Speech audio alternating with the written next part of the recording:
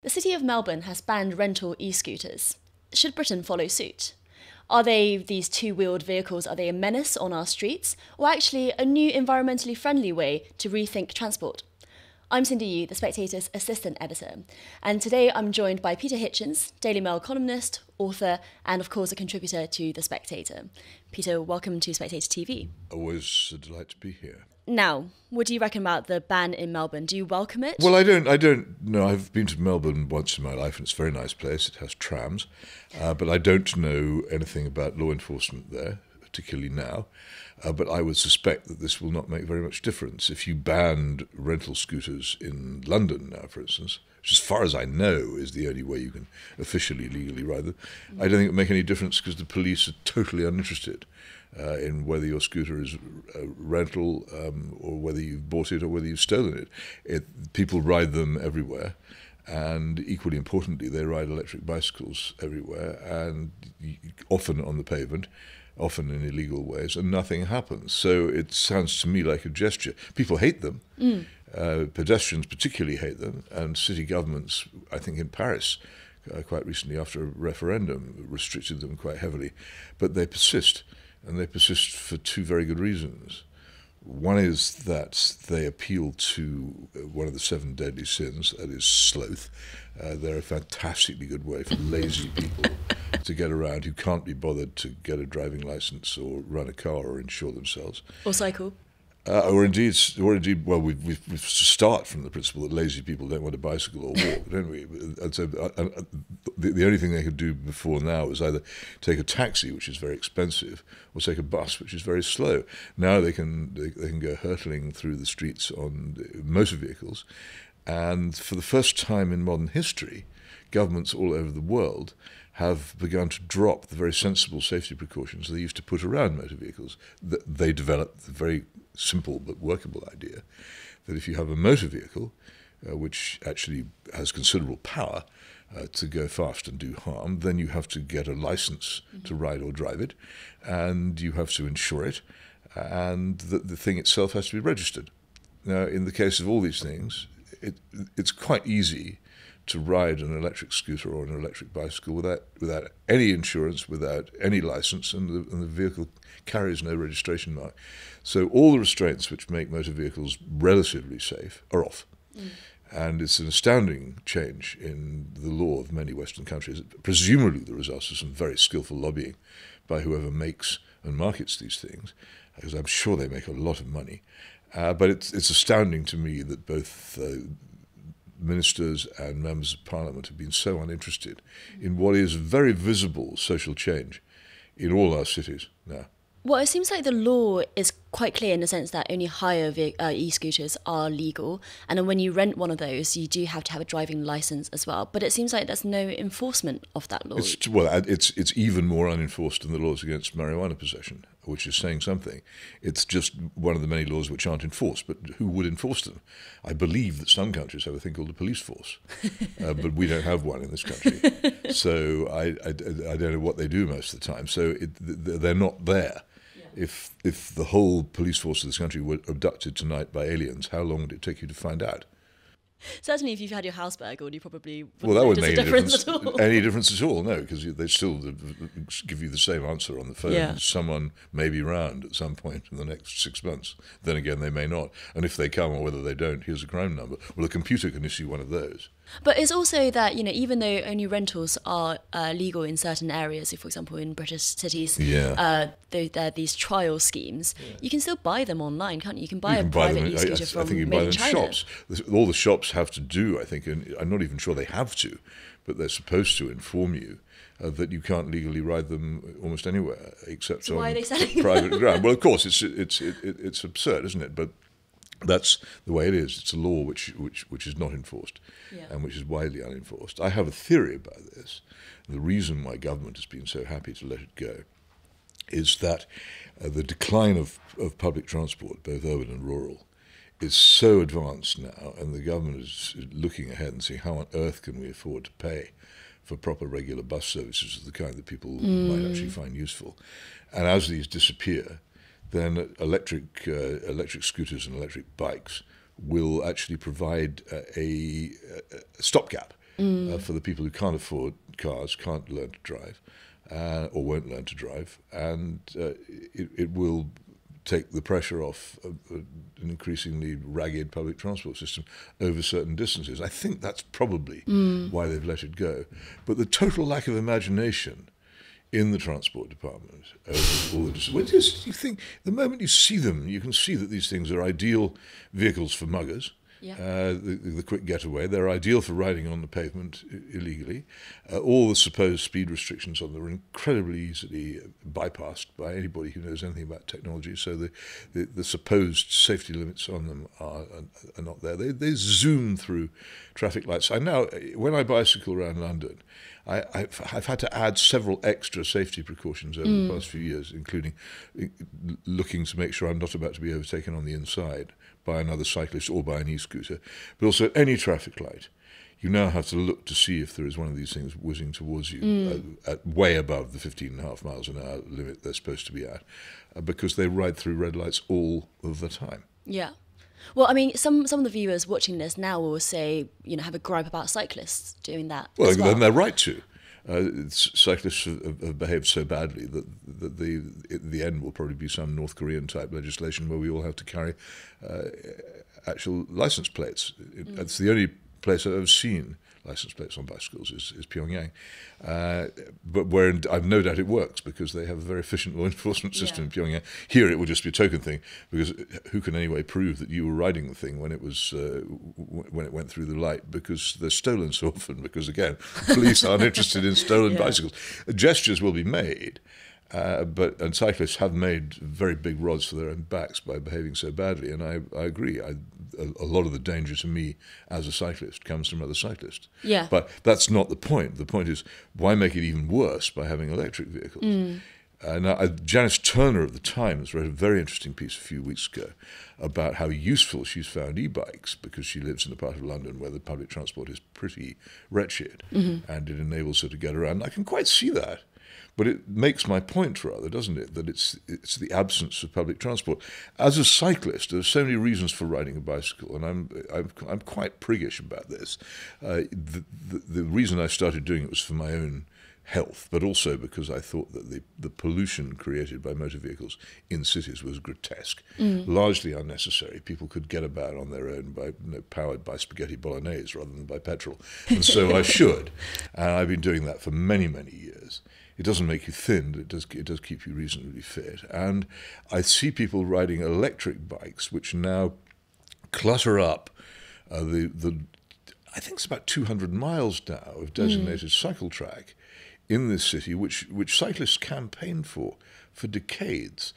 Because cyclists ought to be segregated from motor vehicles. Now we have to share them with motor vehicles, pretending to be bicycles. Some of these things weigh about 1/4 of a ton, and they go, as I say, at amazing speeds. It's not safe, and we've lost. The cyclists have been bypassed as a lobby. It seems to me, we've lost a huge part of what we gained. And cycling is much less pleasant than it used to be because these things are constantly zooming past you. I was on a cycle track in Oxford the other evening. And I heard the sound of some really quite high-pitched whine of some sort of motor behind me at a very high level. And I pulled in and stopped. And from behind me, and this is on quite a sharp bend, an electric bicycle, of course, being ridden by somebody doing a food delivery, with a masked face and leather gear and a crash helmet, must have been doing 35 miles an hour on a designated cycle track on which people walk their children and their dogs. And the whole thing is supposed to be free of motor vehicles, but once you treat electric bikes as if they were bicycles, and how can you make discrimination at the point of entry for cycle tracks, then these places cease to be safe. Sorry to interrupt the show, but if you enjoy what we do here at Spectator TV, then why not subscribe to the magazine as well? If you subscribe today, you get 12 weeks for just £12, plus a free £20 John Lewis and Waitrose gift card. You can sign up at spectator.co.uk/TV offer. I once, when I was cycling in London, had an e-scooter coming at me on my cycle lane in the opposite direction to what it was, but there was nothing I could do about it. There isn't, because there are an awful lot of people riding these things in London who probably aren't entirely clear on which side of the road they're supposed to ride. Yeah. But yeah, no, and if they hit you, then you will be the one coming off worse. You just have to get out of it. But some of these things, I was walking in the City of London a few months ago, and an e-bike came, again, my sense of hearing on some things, I'm getting increasingly deaf, but my ability to hear e-bikes is quite good. I heard it behind me, and I turned around and saw it coming along the pavement in the City of London at, I would guess, 40 miles an hour, flat out on the pavement. I jumped to one side just in time. Yeah. I feel like so many people have had near misses themselves, or know people who have had near misses, or God forbid, actual accidents. I think there are probably already statistics about the numbers of people who've been put into hospital by these things. Yeah. I heard all kinds of terrible things about e-scooters themselves being particularly dangerous to the liver if you're riding one and you have an accident because the bars are such a height that they will hit you in the. Well, this is the thing I find incredible. You know, it doesn't look safe for the rider. I wouldn't want to go on there. I mean, I actually do have a statistic here that in the Australian state of Victoria last year there were some 1,300 e-scooter related injuries. And that's Melbourne. That's where one Melbourne year. is. Yeah. Yeah. So I mean, it is a shocking amount. I don't know if there's as many in the UK because it seems like it was at a more advanced stage. I've been waiting for a bit because I think government statistics are always about a year behind. And I think this thing has been taking off. I've been waiting a bit to see how it piles up. But I remember some time ago writing to members of the House of Commons Transport Committee about this to see if any of them were interested. Only, I think, one even favoured me with a reply. I think under this new Department of Transport as well, you'll have less of a chance of getting a hearing. I would imagine so. But it just seemed it was completely fixed. And my home city of Oxford, all over, they've carved up pieces of pavement as parking spaces and hiring spaces for e-scooters from the favoured companies there. And you think the local authorities are actively encouraging this. Well, this is the thing, they're an eyesore as well, aren't they? I mean, how many pavements have we seen cluttered with all sorts of this stuff? They are hideous. And of course, if people who are blind or partially sighted, when these things are lying around all over the place, are very, very much at risk. There's so many arguments against them, and yet so little done. And when I first brought this up, people said, "Oh, haven't you got anything more important to write about?" And I said, "Well, actually, yes. I write all the time about the Ukraine war. I write about miscarriages of justice. I write about all kinds of things. But actually, e-scooters are not trivial. They are having an impact on people's lives. And if I don't write, I haven't noticed anybody else saying anything about it. So why shouldn't I?" It's the most stupid response, actually. Why haven't you got anything more important to write about? But it really gets my goat. But in a way, the answer is no, because I was almost the only person objecting to them. It was necessary to say a lot. Yeah. And even now, I think people are only just beginning to wake up to how bad they are. And many of the people who are badly affected with them have no voice. Well, as you say, I think it's to do with law and order. It's to do with delegation of responsibility from the government's perspective. I also think it's to do with this kind of commitment to environmental causes, or at least having that kind of green sheen to things. Well, that's such a fake, isn't it? There's nothing environmental about them at all. The electricity is got from power stations. The lithium batteries they're driven to their hiring points probably in diesel vans. The factories in which they're made in China, I'm absolutely assure you, pollute like mad. The batteries contain metals from appalling mines in Central Africa, in which small children grub about in hideous circumstances and for no pay. There's nothing environmental or pleasing about their origins at all. And they are actually also hideously ugly, I think. I also see a link between this and the low traffic neighbourhoods that have been coming in the last few years.